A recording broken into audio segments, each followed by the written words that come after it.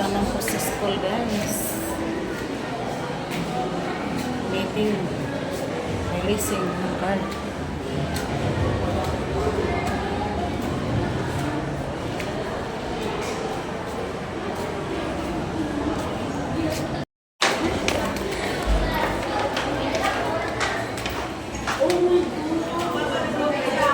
Kaya talaga. Isa.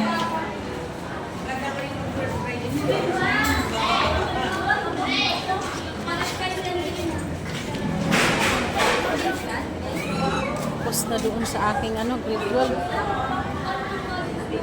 Mamaya meeting pa sa immersion daw. Yung grade 7 ko ang dito na sa taas.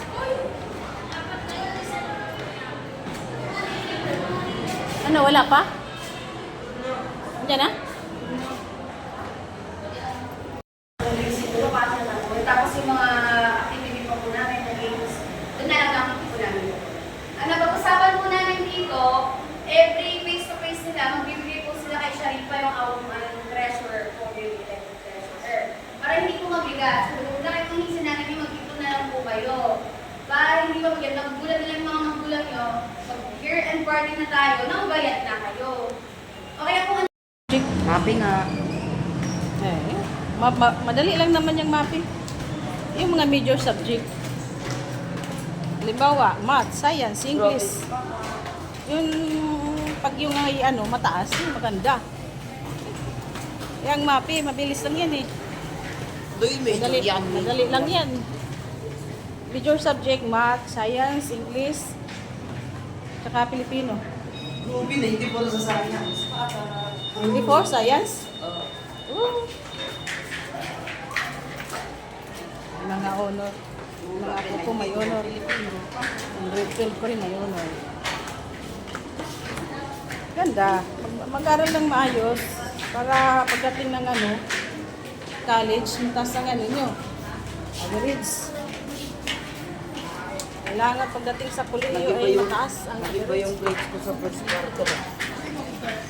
Ha? Nagit ba yung ay temporary card lang ko lang. Temporary card nga yan sa sa final na magbibigay ng yung pinakamakapal na yung talagang card. Yan lang yan, mga Xerox. Ay akala ko babaguhin. Wala, nagsimula na siguro dito sa sa covered court. Umuwi na ako. Ha?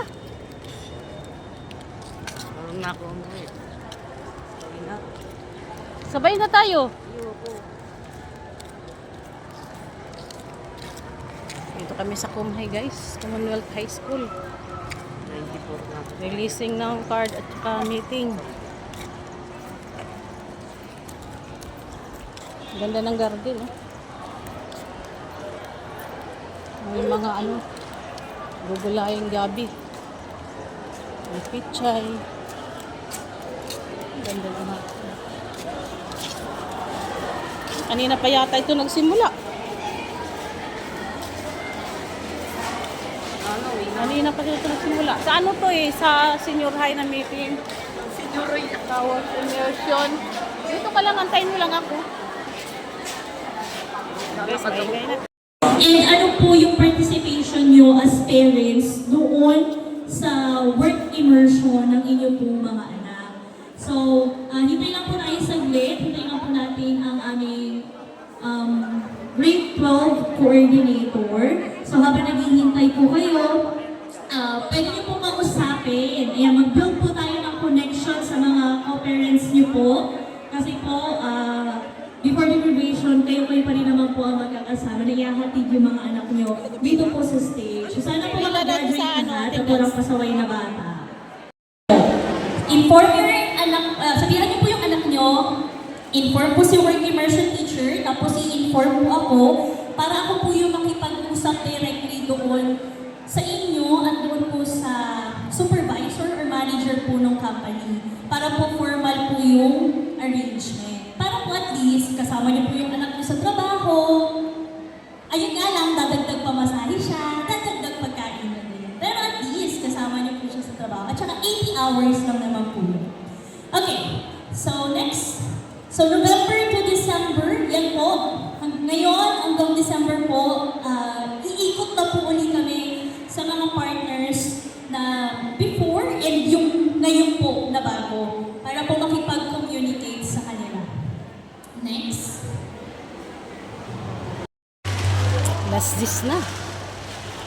Kaya matapos yung ano, meeting ng immersion ng mga grade 12. Itong ano guys, oh. Talbos ng kamote. Sarap gulayin guys, oh. May green, may pula. Halo, may yellow bati pa doon guys, oh.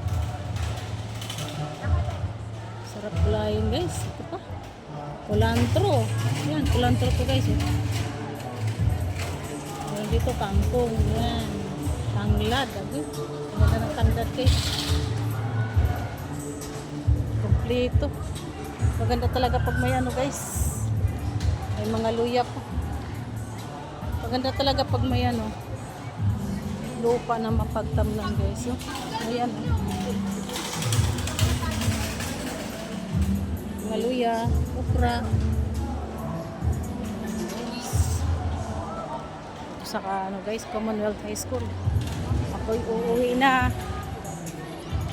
Tapos na, last days, katatapos lang guys ng meeting ng ano, work immersion ng mga grade 12.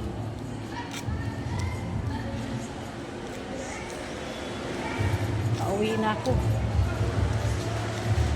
Ang grade 12 ko nga po andun pa. Kasi kaso pa sila nag ano sila, ligpit.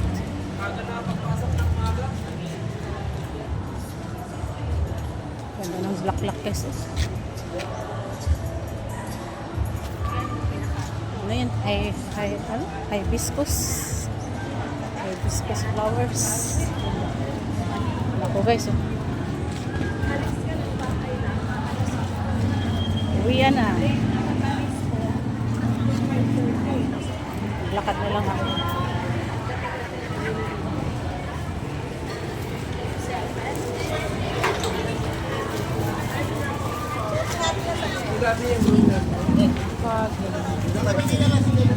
Sit.